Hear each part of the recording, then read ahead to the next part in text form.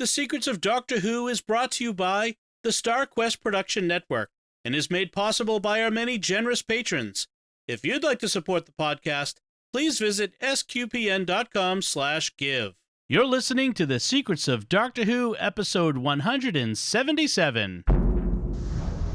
One day, I shall come back. That's it. I've been renewed. Is when a Time Lord's body wears out, he regenerates. I'm a Time Lord. I'm not a human being. I walk in eternity. Braveheart. Change, my dear, and it seems not a moment too soon. Unlimited rice pudding. Physician healers. Wearing a bit thin. Fantastic. I am Scottish. I can complain about things. Ooh. She'll be fine. Hi, I'm Dom Bettinelli, and you're listening to The Secrets of Doctor Who, where we discuss everything about the hit BBC series, Doctor Who, new and classic, as we say. And today we're discussing a first Doctor story, the Dalek Invasion of Earth. And joining me today on the panel are Father Cory Sticha. Hi, Father Cory.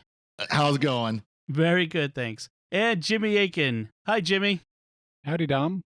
Folks, if you want to listen to the podcast, you should subscribe to the podcast in Apple Podcasts, Google Play, Stitcher, TuneIn, Spotify, iHeartRadio, your favorite podcast app, or on the SQPN YouTube channel, where you should also make sure to hit the bell to get notifications, as we say. So this is the Dalek Invasion of Earth. It first aired in November and December of 1964. It is 6 parts, 6 individual episodes of about 20-some-odd minutes each. As we said, it's the first Doctor, but it's the second season of the first Doctor. And his companions here are Ian, Barbara, and for the last time, his granddaughter, Susan. Yes. Yeah, first time we have a companion departure. Yeah, and significantly, his granddaughter, which is kind of amazing that he leaves her behind. But we'll get to that at the end. But this also features the return of the Daleks for the first time since we first met them in the first season, and the first appearance, or I'm not sure if it's the first appearance, but it really is where the phrase gets popularized, their exterminate catchphrase. They say a bunch of different things in this episode, but exterminate comes up, and this is where it really catches on, right? I haven't tracked, but this is a very significant thing. It's written by Terry Nation, the creator of the Daleks, and Daleks were a big thing at the time. There was a phenomenon known as Dalek Mania in Britain, where they were extremely popular. So they brought them back. We got all these iconic scenes of Daleks trundling around London. You know, they're in Trafalgar Square, and they're by Big Ben. They're coming up out of the Thames. They're going across that bridge that's right by Parliament. So that was, really exciting for people at the time. It was so exciting, they made a feature-length movie out of this called The Dalek Invasion of Earth 2150 AD, misplacing the AD at the end. And it starred Peter Cushing as the Doctor and had Bernard Cribbins, who would later play Wilfred Mott. Yep. In his first go-round as a companion, he was a companion in the movie playing a police officer who was the action role. He took Ian's place. And also was comedy relief. Yep. And you can go on, at least you used to be able to, I think you might still be able to go on Amazon. You could watch the Riff Tracks version where they've overlaid the Riff Tracks, Mystery Science Theater 3000 commentary over it, and it makes it even more entertaining. I can imagine that. To get those guys going on it, it's got to be pretty good. Well, and they make reference too about whether or not the Peter Cushing movies are actually considered canon. Right, which we've talked about before, but yeah, it's a good discussion. One of the things that's notable about this is that William Hartnell, who played the Doctor, was injured in the filming of this serial, this 6-parter. He fell on a camera stand and was temporarily paralyzed, they said, and he was given the week off afterward, and because to recover. And I think that's also why they gave him a walking stick for the last few episodes of this story to help him get around. But it was when he was being carried from the Dalek saucer down that ramp, the guy who was carrying him dropped him and he hurt his back. So it was significant. Oops. Which explains why scenes after that he's resting and not moving around very much. And exactly. A couple of connections this story has. Recently, we listened to the Seventh Doctor story, Remembrance of the Daleks. And this story gets explicitly mentioned in that, where the Doctor just offhandedly tells Ace the Daleks conquer Earth in the 22nd century. Yeah, and right. she's like, what? And he moves on kind of quickly. But later, it plays a plot point of this is why the Daleks don't do things to change Earth history, because they know this 22nd century conquest is coming up and they don't want to interfere with that. Right. Yeah, they hadn't quite just established at this point that the Daleks could travel in time. Later on, actually, there's another episode coming up in the First Doctor where the chase, where they're literally chasing the Doctor and companions through space and time. Okay. Thus laying the early seeds of the Time War. Right. Yep. Right. One other notable aspect of this whole episode is it is the first use of a quarry in the filming of an episode of Doctor Who. Certainly not the last. It's a quarry. Yes, there will be many quarries that will stand in for various planets and other locations in the future of Doctor Who. So let's get into it. So this is again at the time when they would name the various segments of a story, and so the first episode is called World's End, and it opens with a man wearing a metal collar and a helmet walking down some steps into a river, and behind him is a sign that says, "It is forbidden to dump bodies into the river," which seems foreboding. It's really dark. Yes, and he cries out as he tears the collar off. And goes into the theater. He's like, he's in some sort of distress, and then the TARDIS materializes. Yeah, this is a really dark opening. We don't know it yet, but what this guy is he's a Robo-Man. A Robo-Man is a human that the Daleks have fitted with mind control devices to turn them into one of their agents. And we're gonna learn that it works temporarily, but eventually Robo-Men go crazy and kill themselves. So that's what Hi, on our children's program today, we're starting with a suicide. Yeah, It is awfully dark. And it's awfully dark, and it is forbidden to dump bodies in the river sign is just looming all over the place. And for some reason, our main characters don't see it for a really long time. Right. But it's one of many, many quite dark things in this. I thought it was nice to start the story where we do, which is after the Dalek conquest has happened. What normally happens on Doctor Who is, and many other science fiction shows, is we see an alien invasion in its initial stages. Right. And the question is, how do we stop this invasion from achieving its goals? And that's fine as a plot, but it's done so often. It's really refreshing to have, okay, the aliens have won. Now what do we do? How do we reverse this invasion? And that's a very welcome change of the dramatic situation. Right. Well, and one thing I think they did well was they explained everything that led up to the invasion without being overly wordy. They said there was a plague, and that's why that sign was there, because bodies were being dumped in the river as people would die. And then after most of the Earth had been, pretty well wiped out, except for a couple of population groups in Europe and North America, then the Daleks invaded. Right. So they just kind of, they had like a 1 paragraph exposition, and that was literally it. That was the whole invasion. Didn't spend a whole lot of time. Yeah. And then they came in and started turning people into Robo-Men and using the others as slave labor under the Robo-Men. So you have a kind of hierarchy now in society.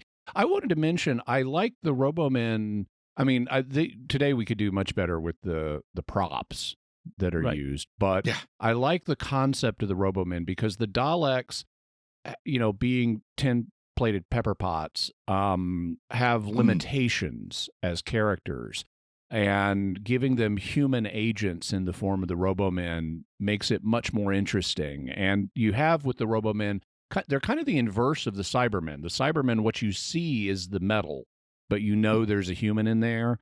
This is the reverse. You see a human with a little bit of metal on him. Right. And so you have this really nice body horror, and they go crazy, and later we have a scene where he's not recognizing his own. One of them is not recognizing his own brother or remembering his own wife, and so I think as with the articulated human bodies they have, the Robomen add to the drama, and with the memory wipe and the body horror, the creep factor really goes up. So I wish they'd bring them back. I like them a lot better than the stupid Dalek humans that have the eye stalk appear out of their forehead. I hate that. Right. I was going to say that's the sort of the modern version. And it's interesting, given that these Robomen predate Cybermen, because I was thinking, they're sort of the proto-Cybermen in a sense, and perhaps if we hadn't had the Robomen, that's what the Cybermen would have been called, as Robomen. Maybe that's why we have that name. But it's sort of it sort of gives us that idea that they later develop into this separate race, the Cybermen. Well, there's also we talked again about Remembrance of the Daleks, where the headmaster was under the control of one faction of Daleks, and he had his little comm dot thing behind his ear, and that's almost kind of like developing that idea further, where he had some agency to do his daily life, but then there were points where the Daleks said, okay, we need to control you now, and they could take control of him again in the same way. Yeah, more sophisticated, apparently. Interesting. Okay, so let's get into the story itself. So they're not sure where they are when they land the TARDIS. The Doctor is trying to get Ian and Barbara back to 1964, where they started from, and they look outside and they conclude it is London, but Ian seems remarkably unconcerned that they could be off a year or two from his time. That's a lot of time to lose. Like, he's like, hey, if we're within a couple of years, I'm okay with that. Let's just go back. Like, you'd be officially dead by that point, I think, if you were gone for 2 years. At least missing, it would cause legal complications, but it's also become clear to them that the Doctor has absolutely no control of the TARDIS. If you want to get particular about exactly when and when and where on Earth you end up, you may have a long wait. And spoilers, they eventually get dropped off like 2 years after they left, and they're just thrilled to be back in their own time. Right. So London's deserted, abandoned. They all walk out of the TARDIS, and then a bridge collapses on it, which gives them TARDIS separation for the rest of the story. This is what we need. They're going to need some heavy equipment to get it loose. The Doctor knows it's not 1963 because it's too quiet. There aren't even birds. He makes that. He does at one point threaten to spank Susan for bringing the bridge down on the TARDIS, which, I get. If you're going to bring a bridge down on my TARDIS, I might, threaten some corporal punishment for my kids. And then the specific line is one that gets used later in the Twice Upon a Time. What you need is a jolly good smack bottom. And a little less creepy here than it was in that one. Yeah. So the Doctor and Ian, they go off to investigate. They find a warehouse, which conveniently has a desk calendar that says 2164. So we have a date for which all this is happening. Well, at least the date when the plague started. Right. Presumably they didn't make calendars after that. Yes, I think... I keep wanting to make plague jokes about our current situation, but let's just leave that. I know. We're all resisting. Yes. So Barbara sees the dead body of the guy who just killed themselves before they arrived floating in the river. She stayed behind with Susan, who'd injured her ankle, bringing the bridge down on the TARDIS. And then some men come by, and they take away Susan and Barbara, and they hear gunfire. Like they're taking them to safety, I guess, is the clear thing. Ian and the Doctor, they also find a dead body in the warehouse wearing the helmet and collar, and they think it's some form of personal communications, which, frankly, if my iPhone could come as a cool helmet and collar, I would prefer that over the device in my pocket. Well, that's what the earbuds are going to become, isn't it? It's going to be like that episode with the Cybermen where it rolls out of the earbuds. Yeah, exactly. So, and they also find the guy has a whip, which it confuses them a little bit. What's this guy? What's up with this guy? So Barbara follows the men who took Susan away. They go a long ways away while a hovering saucer distracts the Doctor and Ian. And so Ian, meanwhile, comes right out and says, I don't really care what's happened to the city. I want to get Susan and Barbara. I want to get in the TARDIS. I want to go somewhere else. Like he's incurious about what's happened to London in 2164, which I thought was an interesting insight to his motivations here. But what Well, we find, it makes sense though. They're ready to. They want to get home, and it's like, well, this is home, but it's the wrong time, and it's destroyed. And you know what? Let's just get out of here and try again. yeah. Let's reset this and try a different time period. So what we find is the women have been taken to an underground cell of humans resisting the Daleks and the Robomen, who apparently are only armed with knives at this point. It's all we've seen from them is knives as their weapons. Except there is a guy named Dortmund who's in a wheelchair, which is a nice choice. Yes. Mm-hmm. To have a resistance leader in a wheelchair. And he has invented what he thinks is a bomb that will help them defeat the Daleks. Yes. There is a nice little bit of dialogue here. So Barbara and Susan are like the resistance, like, you're going to help us. You know, we've got some helping hands. They get Barbara to say that she can cook, and then they turn to Susan and, what do you do? And Susan says, I eat. Which is I love that. nice response. And the doctor and Ian are commenting on this poster of the "Do not throw your dead into the river." Ian, thinks it's a reference to a plague, and gives us the line, "Bring out your dead," which is, Monty Python has turned into such an iconic. Well, of course, line. and of course, this is backwards from that, so they hadn't heard that yet, because Monty Python would have been probably about 10 years after that. Exactly.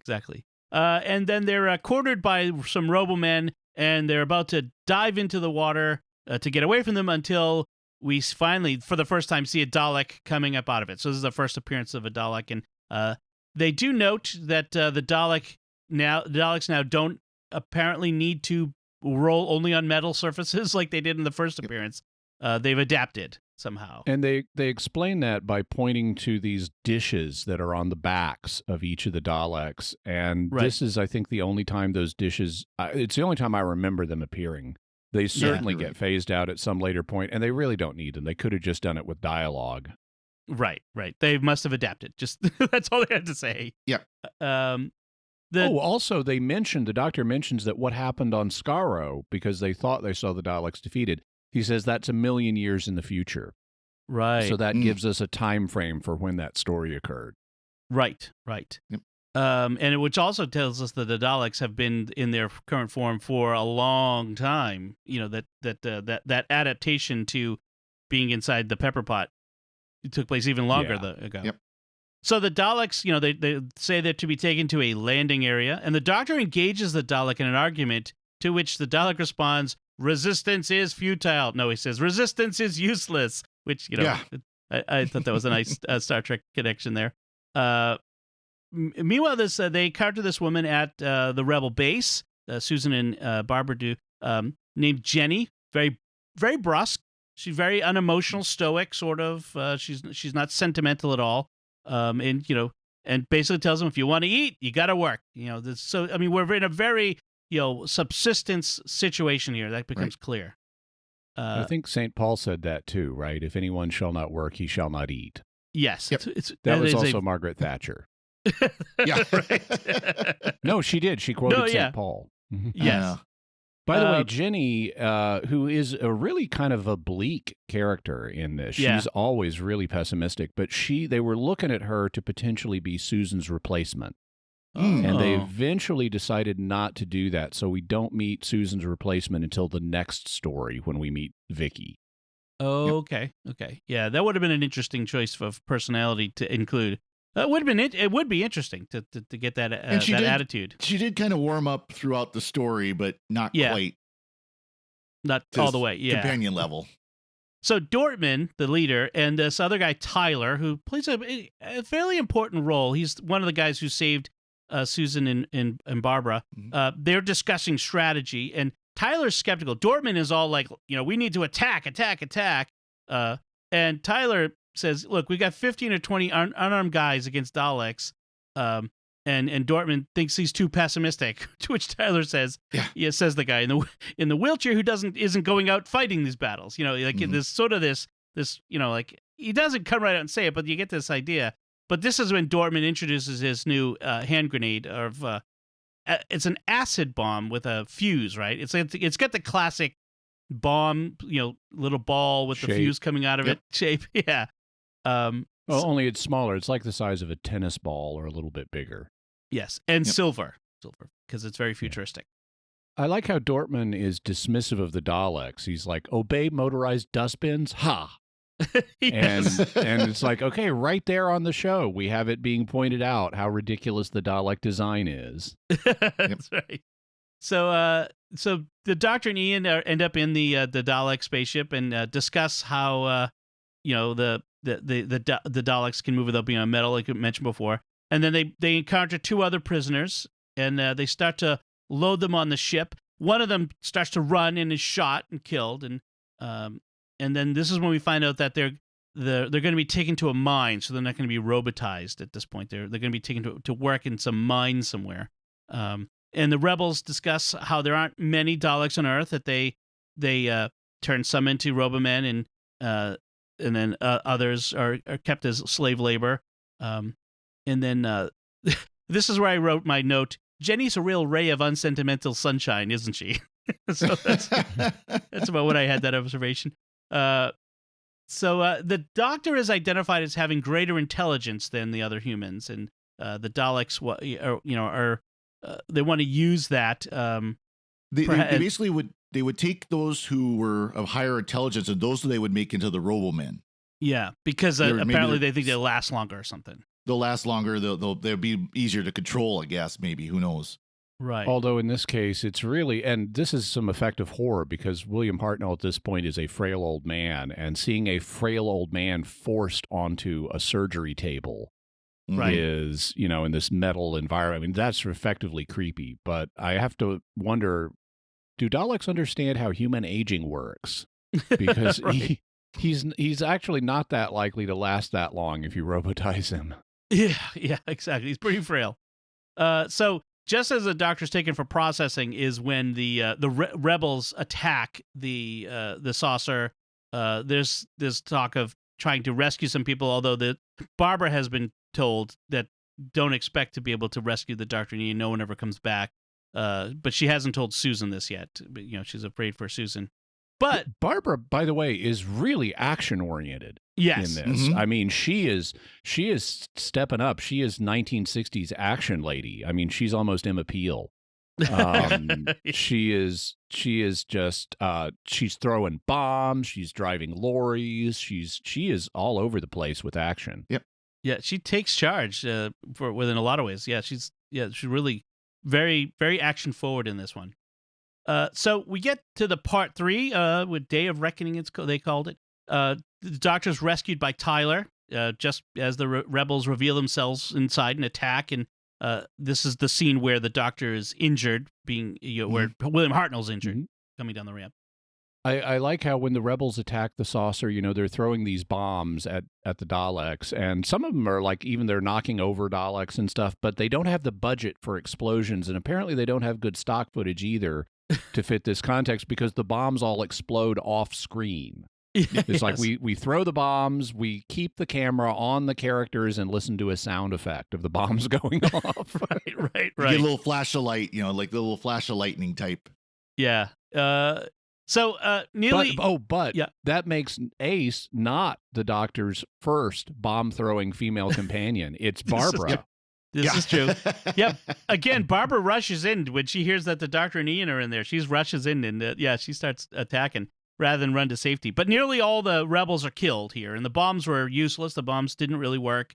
Tyler is mad at Dortmund, and he says, "That's it. We're done for here. So I'm heading off on my own. I'm leaving you behind." Susan got lost. She got separated. Dortmund says, "I'm staying behind to work on my bomb," and so Barbara decides to stay with him. Ian is still on the saucer. That's now heading to the mines in central England, in Bedfordshire, right? Mm-hmm. Bedfordshire. And he meets a guy named Larry who also wants to go to the mines in Bedfordshire so he can find his brother. Yes. And his brother, he says, has been obsessed with whatever the Daleks are doing in Bedfordshire, which nobody understands, but it's key to their plan. Right. It's like whatever they want, it's something they're doing with Earth. It's something they're doing in Bedfordshire. Right. And then Ian and Larry now have to kill the robotized Craddock, who is the guy that was in the cell with the Doctor and Ian before. So you have this a little more horror factor. Like, here's the guy they were talking to. He was a prisoner with them. We sympathized with him, and now he's the enemy. He's been turned into the enemy, and they have to kill him and dispose of the body. That's a again for hey kiddos. Here's another creepy death thing. To be frank, he was always a wet blanket, so not as much sympathy as if he had really been actively a good guy. That's true. So Susan has been rescued by this young man, David, one of the rebels, and she wants him to go with them to the TARDIS and get away, but he refuses. It's very interesting. He says, you don't fix things by running away. This is my home, and I belong here. And so he has a real hero aspect to him. Yeah, he'll also talk about wanting to rebuild the Earth after the Daleks, and that's very important to him. But part of all this discussion with David, and it's clear over these 6 episodes, they're ramping up a romantic arc between Susan and David. And you have Susan getting nostalgic about not having a place of her own. Right. And she recognizes that David does have that. And so this is kind of the early stage of prepping for Susan's departure. She's starting to want a place of her own and not to always be traveling anymore. How old is Susan at this point again? She had been like 16 or 17 when at least she was past. I mean, she's probably 90, but you know, she was passing as a 16 or 17-year-old girl. The actress was actually a couple of years older than that. Right. I guess for the time, if she's 16, 17, maybe 18, that it doesn't seem weird for someone to settle down, I guess. In 1963, still that wasn't that unusual. Again, nah. We could discuss about the fact that she's a time lady, which can have interesting aspects to her staying behind. But we'll get to that. So we have the Doctor showing up with this guy Baker. This is the guy who saved the Doctor from the saucer. Shows up with Susan and David, and the Doctor's still drugged. He's still under the influence, and Baker says, "I'm going to head for the Cornish coast," and I hear there's no Daleks there, and I'll probably be able to survive. And he leaves them there in this courtyard of this, I think it's Plague Cemetery, and goes around the corner and is shot by a Dalek. Like Baker didn't get very far on his own. Yeah. We have an interesting action sequence here, or it's sort of action and ambiance sequence. Right. So Dortmund thinks he's got an improved bomb that will finally work, and he wants to take Jenny and Barbara to this civic transportation museum so they can steal a truck, a lorry, and go to Bedfordshire, a place in England. And so they have to cross London, including this bridge, to get there. And so as they do that, we get all of these shots of of Daleks on the bridge in front of Big Ben and roaming around Trafalgar Square with the lions and, the big stone lions they have there. And I was trying to put myself in the perspective of a British kid. If I was a 10-year-old British kid in 1964, I mean, wow, seeing these London landmarks with Daleks roaming all over the place, that would have been so, I mean, they have conquered London. It's like, that would be so scary and cool. And getting to see these real world places that I might have visited with my parents, on TV with aliens running around. I mean, that would be amazing. And empty. Yeah. And empty. Yeah, they filmed this really early in the mornings on Saturdays and Sundays or something. Right. Also, I thought this was very much better than the awful 12th Doctor episode in the Forest of the Night, where we also see the Trafalgar Square lions. Yes. Yeah. Much preferred to that. And then when they're going over the bridge, so Dortmund's in the wheelchair, so Barbara and Jenny Barbara's pushing the wheelchair and Jenny's running alongside carrying stuff. And we have this bongo soundtrack. Very 60s. It's a rapid. Someone's playing the bongos really rapidly, and I thought it was very effective. It creates this tension. It has this modern feel, but exotic. It's not orchestral in any way. It's just this pounding rhythm as they're trying to get across the bridge. It's very It's very much of its time. I remember hearing in other movies of the era, you'd have that sort of thing. By the way, the bridge is Westminster Bridge. For folks who know the landscape. But they do make their way to the Transportation Museum. Also, as they do, we see this word spray painted apparently all over the place in Dalek lettering. And we don't know what it says. It may be the word Dalek. We're not sure, but it's something in Dalek lettering. We keep seeing that all over the place. And we keep seeing the word vetoed all over the place, too. And the behind the scenes stuff is that vetoed was kind of meant to be a resistance slogan. But it also apparently was regarded as an in-joke by the production staff that was the response they got to all of their requests for more money to do better effects. So they worked it in as a visual here. That's good. That's good. It is funny, though, you look at these episodes, and that's one of the complaints about especially early Doctor Who is it looks very creaky. But they took what were very small sets and were able to work them to make them feel bigger, even if they really, you realize that they really weren't. And the same thing with the special effects, talking about like the bombs and things like that. They were able to do tricks that make it look better than it really was. Yes, this is true. Yeah, and they was it this season that they were able to move to the better studios? Like they had the really awful broken down studios for the first season, and then they got something a little better. Season, or was it the third season? I can't remember, because now this is we know this from Adventure in Space and Time, the docudrama about the first couple of seasons of Doctor Who. I can't remember exactly when they said they moved to the bigger studios, the better studios. Okay. So they get to the Transportation Museum. Dortmund has now modified his bomb to get to the Dalek casing, which they call Dalekanium. That's made of Dalekanium. And they discuss what the Daleks are mining for at Bedfordshire, and they know it's not Dalekanium, so no one really knows what they're doing there. And then Barbara's is like, why do we keep running? And Jenny says, we're not running, we're surviving.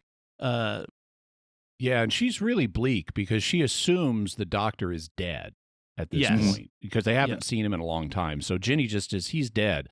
And Barbara's like, don't talk that way. And it's like, of course he's dead. What makes him so special? And, the Doctor. But Dortmund is thinking, okay, he's likely to be alive. And suddenly Dortmund is all about, you, Barbara, must take my notes just for safekeeping, mind you, and you must give them to the Doctor. And it's like, you are so totally preparing to self-sacrifice, aren't you? Yep. Right. Yeah, when he finds out that the Doctor is a scientist, he's very excited because, like we said, the Daleks have apparently taken all the scientists to turn into Robomen, all the intellectuals, and so he hopes the Doctor can continue his work. And so Dortmund sneaks out of the museum, leaves them behind, to try out his bomb on the Daleks, and ends up getting killed. Do we know that if the bomb actually works on the Dalek? The implication is yes. Okay. I like how when he does, he gets out of his wheelchair. It's this great. It's this to throw the bomb. He doesn't just throw it from in the wheelchair. He gets up and takes a couple of steps and lobs it. And it's this great Dr. Strangelove, mein Führer, I can walk moment. but then they shoot him and he falls over. Right. Yep. So, yep. No, go ahead. So Susan and the Doctor, meanwhile, argue about whether to go to the north to Bedfordshire with David, and when David comes back after whatever he was doing, he ends up deferring to the Doctor's leadership so the Doctor's like sort of dismissive of David, like why should we do what David wants?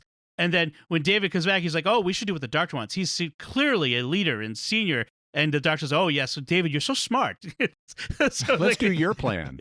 Let's do it. Yeah. So they end up doing what David wanted to do. And meanwhile, the saucer has landed, and Ian and Larry, I just love saying Ian and Larry. It sounds funny. I don't know why.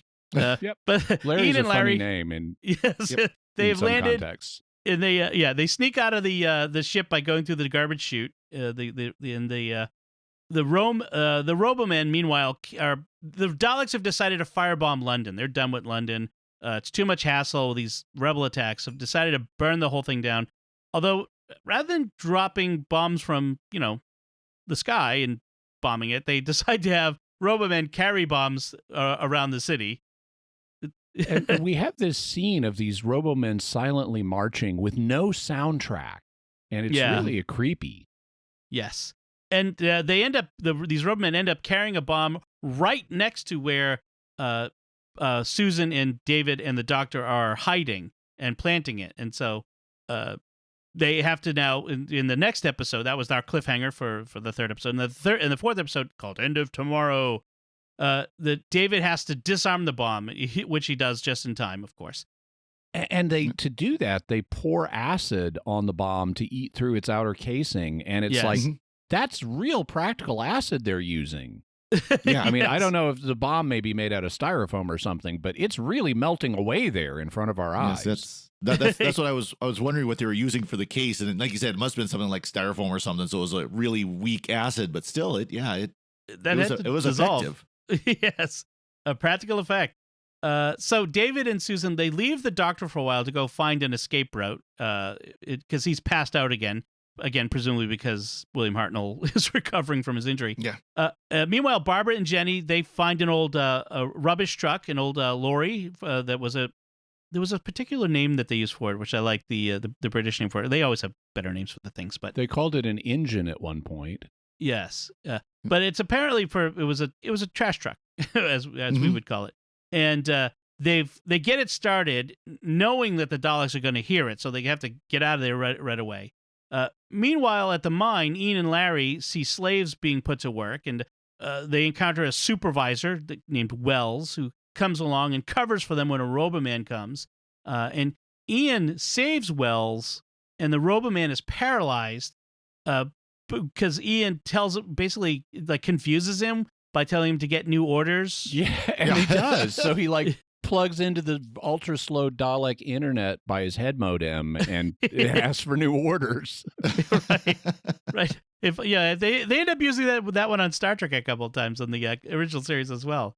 So Ian clobbers the Roboman while he's downloading or uploading, and Wells tells them that he was there next to this giant Earth mover to meet a black marketeer that provides food for the slaves that more than the Daleks give them, which gives Ian an idea. We're not quite sure what it is at this point. So Jenny and Barbara have this conversation in the lorry as they're driving north, and Jenny it's about Dortmund dying, and Jenny's confused. What was the point of that? She says he just threw his life away. It was so senseless. And Barbara says it depends on how you look at it. And Jenny, you've got this romantic idea about resistance. There's nothing heroic about dying. There's no point in throwing lives away just to prove a principle. And Barbara says if Dortmund hadn't thrown his life away, we would all be dead. He knew exactly what he was doing. He sacrificed himself so that you and I would have a chance, which I thought was a nice, discussion of why some would give their lives for the sake of others and why that is heroic and not just a waste. Well, and there was an interesting scene there where as Jenny goes out to open the door to let the lorry out, he's still laying there, kind of in the foreground, and she kind of looks and then goes and turns, and it's kind of showing that again though, like he died and so that they can live, so that they can get out of there, they can escape. The Daleks just think, oh, he was acting on his own. Well, no, he wasn't. Right. But she still has this really bleak, that was meaningless perspective. Yeah. It's like she is companion material. Yeah. Is nihilistically traveling the universe for despair instead of adventure. So, meanwhile, David and Susan are in the sewers, and they find some evidence of other humans. And David tells them that not all humans are allies. And he says there are people who would kill for a few scraps of food. And again, we have this really dark situation pressing in because Susan's like, "Oh, great, more humans," and he's like, "Whoa, slow your roll there. Not all humans are automatically allies. Some people would kill you for a scrap of food." And this causes him to check his gun for how many rounds he's got left in it, and then while he's doing so, points it at his head. Not a lot of good gun safety there, David. Come on, be a little more careful. But then they turn and they see someone pointing a gun at them. It turns out it'll be Tyler from before, who basically sort of rescues them because he had already encountered these bad humans and taken care of them. Meanwhile, Barbara in the truck. I love this scene. This is awesome. There's a roadblock of Daleks, and she just barrels through them and sends them flying everywhere. She runs over a Dalek in the truck. It is awesome. It was really great. Crushed beneath the wheels. And then they bring in a flying saucer to blow up the truck. And so Jenny and Barbara dive out of it just in time. But it's like, how great. Running a roadblock, crushing a Dalek, and then a flying saucer comes in and blows up the truck. Awesome. Action, Barbara. That was really good. I just wonder how many Dalek sets they had to go through before they got all of them destroyed. Because, I mean, they did a lot to these Daleks. No kidding. So, and then as if the Daleks and robo-humans and bad humans aren't enough, Tyler tells Susan and David that you have to be careful because the sewers are full of alligators now that escaped from the zoo. And we get this later on. We get this video of an alligator swimming up to where Susan is hanging from a ladder, and it's this tiny 1-foot alligator. That's quite obviously a baby alligator. I love that. They're using forced perspective to try to make us think this thing is a real threat instead of something you just step on. And I'm sure it was like footage from BBC Nature Archives or something. Anyways, but wasn't that a rumor like in the 80s that like there were alligators in this New York City sewer? Yeah, it was a big rumor in the 70s. Yeah, and in the 80s there was a movie that came out like a TV movie about a giant alligator, I think in the sewers of Los Angeles or something like that, like a 25-foot alligator that comes up. I remember seeing this as a kid and being scared, and my mom letting me stay up to watch it. The story was that all these New Yorkers would go vacationing down in Florida, and they'd let their kids buy little baby alligators and bring them back to New York. But then when the alligators would start getting too big, they just flush them down the toilets, and they'd end up in the sewers where they'd thrive and breed and stuff. And just think about the implausibility of that story. Yes. You know, really? You're going to let your kid buy a baby alligator with no plans for what to do, and then when it gets too big, you're going to flush it down a small opening, and it's going to go through pipes and end up in a sewer? Really?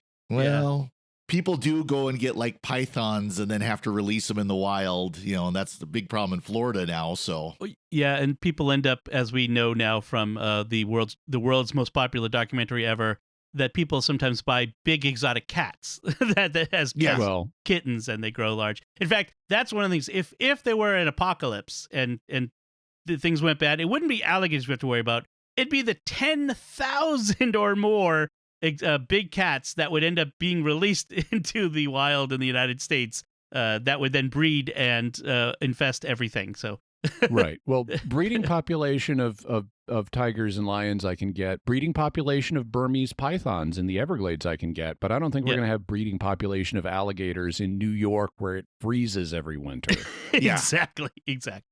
Anyway. That was a fun tangent. But so the cold standoffish Jenny is beginning to warm up to Barbara, and she wants to stay together and travel together. So that's nice. And meanwhile, back of the mind, we have not just Daleks and Robomen. Now we also have apparently some kind of creature that's a pet of the Black Dalek who's in charge. That ends up being called. They call it a slither. Slither. Yeah. So of the House of Slytherin.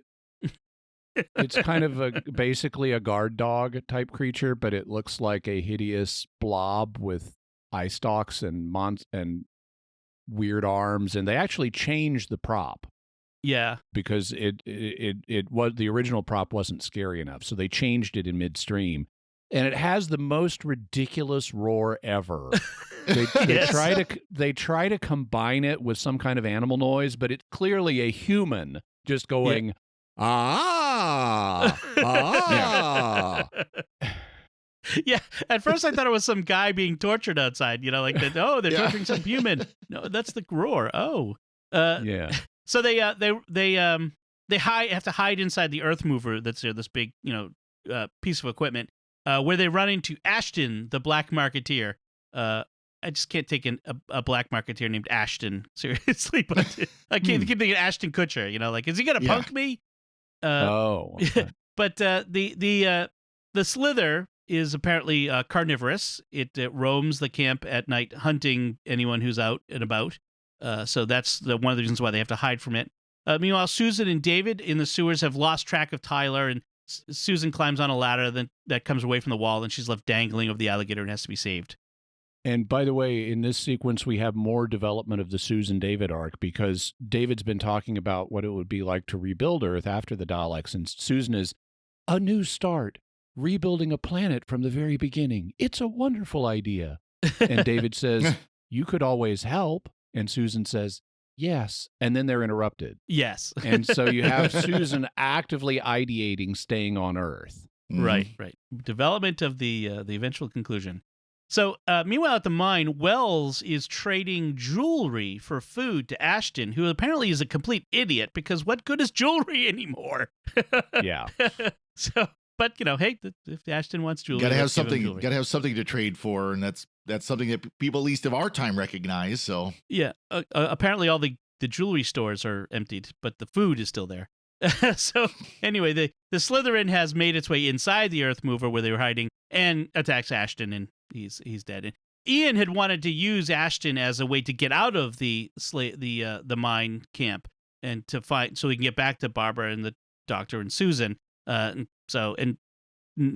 plan is now put the kibosh on it. So then we move to the next episode, which is they call The Waking Ally. I'm not sure I understand all of the different titles that they use, but I'm not sure who the Waking Ally is. Maybe the Robomen? I don't know. But actually, that's probably true now that I think in retrospect.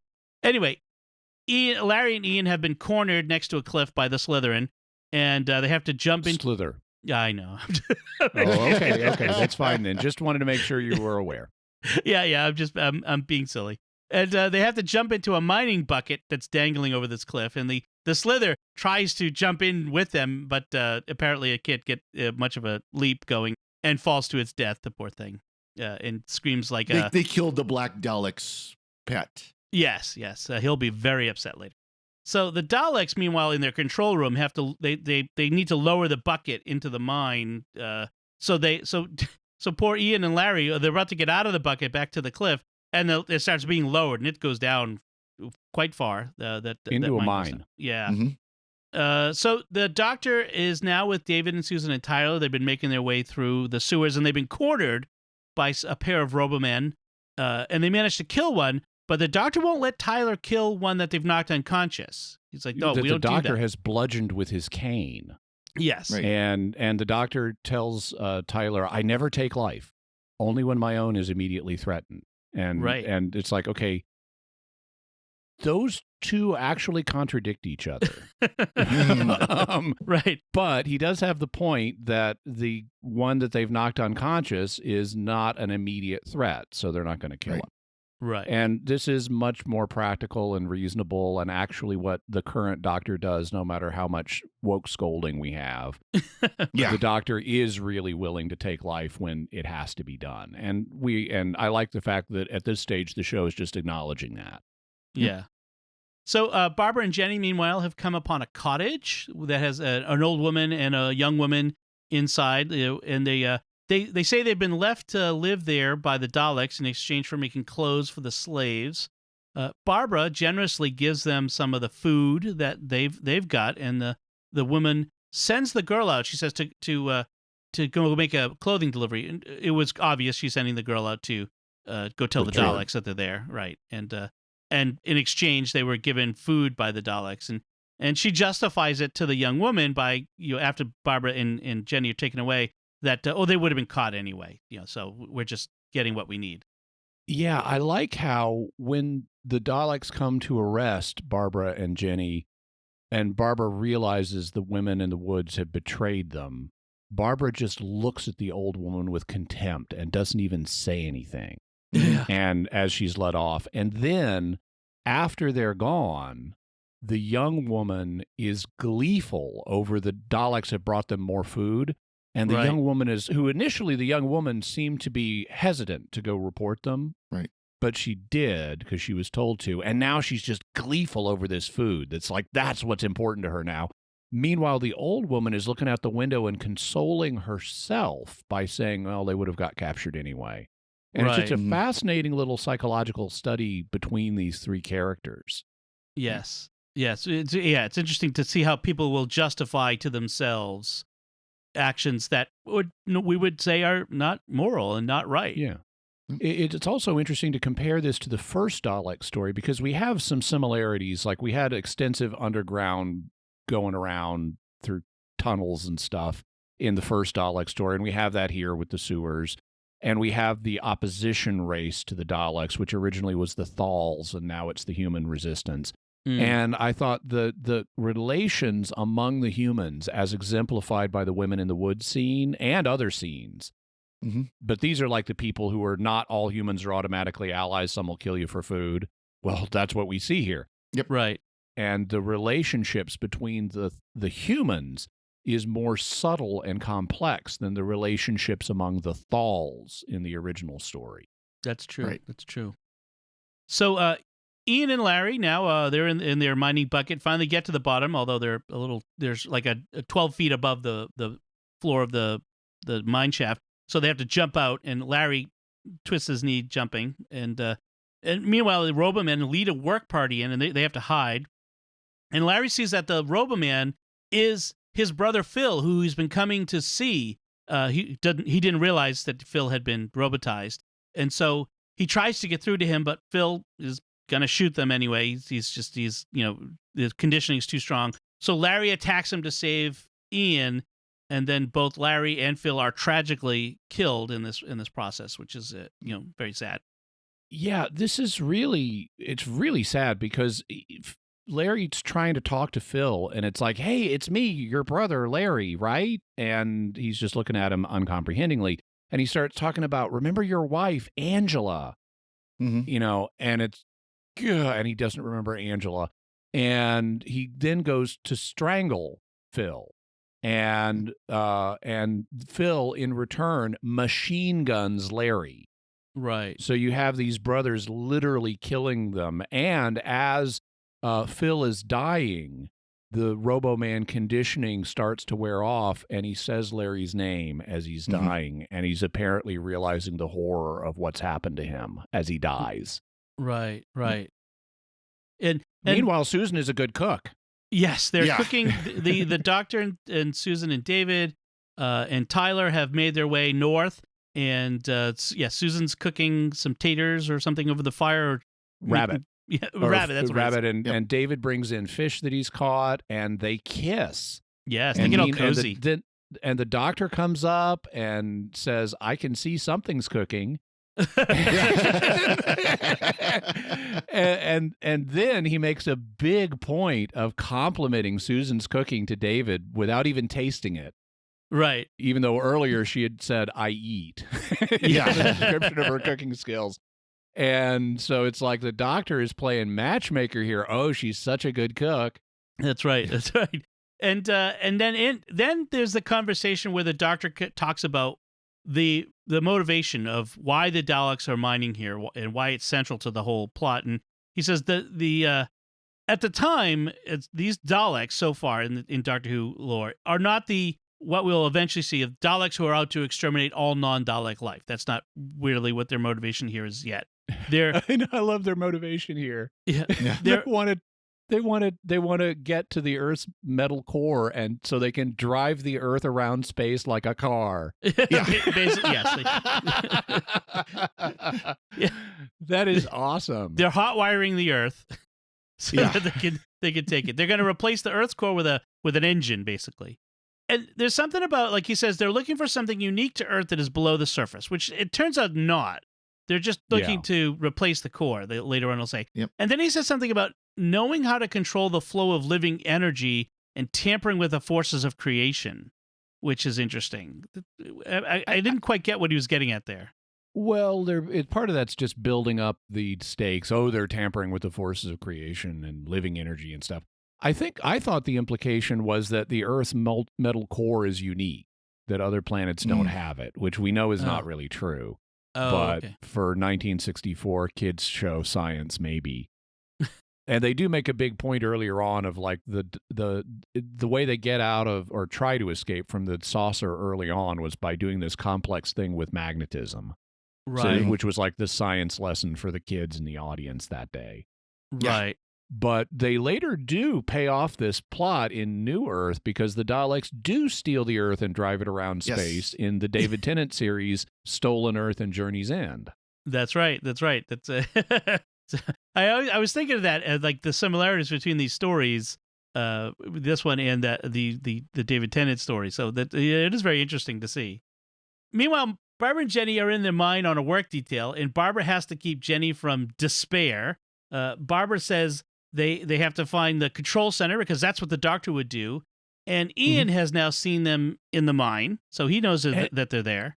And in exposition, he mentions to another guy, it's like, did you see the woman in the blue sweater? And it's like, Barbara's in a blue sweater? I had no idea. Yeah. Barbara's always been in a dark gray sweater, as far as I'm concerned. Yeah. I like that Ian, still in his suit, by the way, but it's pretty threadbare. The jacket is like torn open at the seam in the back, and he's been through a lot here, but he's still got the tie. Well, and there's one point where he like gets up and the first thing he does is straightens his tie. Yes. It's like the Picard maneuver. Yeah. Yes. It's the Ian maneuver. Ian has now seen them, and Barbara has decided she's going to use Dortmund's notes that he gave her as proof that the rebels are planning a revolution. And this is a ploy to get them to take into the control room to see the leaders, because she feels she thinks if I can get to the control room, I can do something to get in the way of the Dalek plot. Right. Meanwhile, Ian runs into a couple of Daleks, and he needs to hide. So of course he hides in the explosive capsule that they're about to send to the core of the planet to explode. Wrong place to hide, and he's stuck inside it. It is a speediest way to the planet core. Yes, to bring in a little Star Wars. And of course he's stuck inside it for a literal cliffhanger. He's like literally hanging over the edge of the cliff in this capsule at the end of this episode. Which brings us to the final part of the episode, which is that he manages to stop the capsule from being deployed by tearing out wires at random from inside and wiring them together and short-circuiting them. So the Robomen have to pull it up literally with a rope, and Ian then escapes out the bottom, and because there just happens to be a trap door on the bottom that he can jump through, and the rope somehow that they're using comes through the capsule, so he starts climbing down the rope out the bottom of the capsule, but then it gets cut. He slides down this shaft at an angle just like Luke Skywalker and ends up somewhere. That's right. Not at the bottom of the Cloud City, but at the bottom of the shaft where they were sending this capsule to explode. Meanwhile, the Black Dalek, the leader, orders all humans on the planet to be exterminated. And we actually hear one of the other Daleks, after the order is given, we hear another Dalek say, the final solution. And it's like, whoa, we are getting really close to our real-world cipher here. Mm-hmm. Yes. And another one says, clean up the planet. And it's like, okay, racial hygiene now. Right. The reality is peeking a little bit through the Dalek symbolism here. I also like how Ian and Barbara's backgrounds as the science teacher and the history teacher come out in this sequence because, like you mentioned, Ian is in the capsule, and so he starts rewiring things because, of course, he knows about electronics. And meanwhile, Barbara, trying to cause chaos in the headquarters, starts bluffing the Black Dalek with this mumbo-jumbo about a rebellion that she's stitching together from little bits of Earth history, talking about General Lee and Hannibal and the Indian Mutiny and the Boston Tea Party, and it's all just nonsense. But the Black Dalek doesn't know Earth history, and so is like, why have I not been informed of this? That's right. Yeah, that's a lot of fun. The Boston Tea Party and Hannibal coming over the mountains. And meanwhile, Jenny is trying to sabotage the main control panel that the Daleks have there, and then Barbara had noticed that the Daleks were using this audio control for the Robomen, like the issuing orders through this control panel. And she tries to do the old, I'm giving you an order that cannot be countermanded after I've given you this order, and get stopped before she can complete it. But it's the old trick there that they use on science fiction, and it comes up again. Meanwhile, the Doctor and Tyler and Susan and David have arrived at the mine, and the Doctor and Tyler are going to go down into the mine, and he sends Susan and David off to on a little side mission to keep them safe, basically. Well, no, they do play a useful function. They blow up this Dalek machine that is going to incapacitate the Daleks to some extent. Right, but the Doctor does make it clear that he doesn't want them in the mine because this other mission is safer than going down with them. There is a moment where Tyler calls him Doc, and he corrects him and says he prefers Doctor, which goes back to our last episode where the Dreamland. Dreamland, yes, where the young Native American calls him Doc. Jimmy Stalking Wolf. And he says it's Doctor. So I like that callback. Ian sabotages the rails, the pathway for the explosive device, so it can't go to the core by throwing a bunch of tree trunks that are like long, tree limbs that are in the mine for some reason into the path. They're chunks of wood or branches for shoring up the bracing. Oh, there you go. Right. Because you see them throughout the mine shafts. You see those sticks bracing everything up. That's what it is. So the Daleks they have to leave the surface of the planet. Like they have to go up into their saucers, so they're not on the surface during the inevitable explosion that's about to come. So they all get in their saucers, and presumably they're all flying just over the mine, conveniently. Just stay right there over the mine. And the Doctor and Tyler, they sneak into the control room and find Barbara and Jenny in there, who've been restrained by the Daleks. And the Doctor's worried that if the Daleks manage to steal the Earth, it will disrupt the constellation. And I'm like, the whole constellation will be disrupted. Yes. Yeah, never mind killing all the human beings, but we don't want to mess with the constellations. Yeah. As if constellations were not imaginary things. Yeah, right. So the Daleks. I guess I can rationalize that as it's kind of like saying states are also imaginary things, So yes. Or provinces. So it could destabilize the whole state or province. Right. I guess that's true. The Daleks detect them and they send one off to go kill them. But whatever Susan and David are doing on the surface disrupt the Dalek before it can kill the Doctor. And then they give the Robomen orders to kill all the Daleks, which they do with great glee, including picking one up and carrying it around. I like that one over their head. Yep.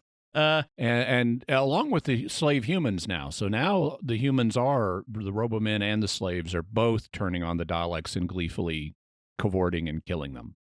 Yes, it's Spartacus all over again. And Ian and Barbara and David, the Doctor, are reunited. All the people run out of the mine. But they run out because the bomb is going to go off. So the Doctor says the bomb is not at the core of the Earth, so it won't do what the Daleks wanted, but it will make a big explosion. So we've got to evacuate everybody that we can, because everyone who doesn't evacuate is going to be dead in this mine. So they all run out, and we actually see people being trampled as they run out of the mine. Some of them fall down and get stepped on. Yes. And they had to get back to this cliff, and we see this gigantic explosion, a mushroom cloud. All the Dalek saucers, of course, were caught in the explosion, so that's how Earth is liberated. Because they all just happened to be massing above the mine when the bomb went off? Let's all stay over the explosion point. That's a great idea. Yeah. Go to China. Wait for the explosion. Come back. But no, Daleks are not that smart. And the Doctor does note that there's a new volcano in England now. So there's that. Yeah. So back in England, back in London, they've cleared the Tardis. It's now freed, and the Doctor tells Tyler that his job is now to rebuild the Earth. And apparently, one of the first things they did in rebuilding the Earth is fixing the chimes of Westminster. First things first, you got to fix the chimes of the clock. Got to have priorities. Yes. I like how in London, David and Susan are like wanting to have a moment alone to say goodbye, and Ian and Barbara come up just at that moment. Right. And Ian starts asking David a bunch of questions that aren't really important, and Barbara's like nudging Ian to who's oblivious. Is like nudging Ian to let's leave the young people alone now. And she eventually just grabs him and pulls him away. Then he finally gets the hint. What? I've had that happen. So the Doctor ends up talking to Susan about how she needs taking in hand, and he's very tender though with her and wants to help her. But he knows there's something between her and David, and David tells Ian that he's planning to become a farmer, and he asks Susan to stay with him and marry him. He confesses his love. And the Doctor, meanwhile, has gone into the TARDIS with Barbara and Ian, and he's taken her shoe with her to fix it, which I think is funny because he leaves her with only one shoe. One shoe. And he locks her out. And he tells her over the TARDIS, speaker system that it's time for her to be a grown woman and on her own. And this is where he has his famous speech. And he says, I want you to belong somewhere, to have roots of your own. With David, you'd be able to find those roots and live normally like any woman should do. And he says, believe me, my dear, your future lies with David and not with a silly old duffer like me, he says. Yeah. But he promises this is the famous I shall come back. Yes, I shall come back speech. Yes. Yep. And you hear that in the beginning of this episode in our opening montage. One day I shall come back. And he says, and the TARDIS goes, and Susan drops her TARDIS key in the dirt and leaves with David. And that's the last shot of the episode is Susan's TARDIS key on the ground. And it's a really bittersweet departure. In the run-up to it, so the Doctor's like watching him on the view screen, I guess. But Susan and David are having this conversation where David has asked her to marry him, but she believes her responsibility is to go with her grandfather. And she's like, don't make me choose between you and him. And so she's clearly really torn about this, and the Doctor decides to make the decision for her.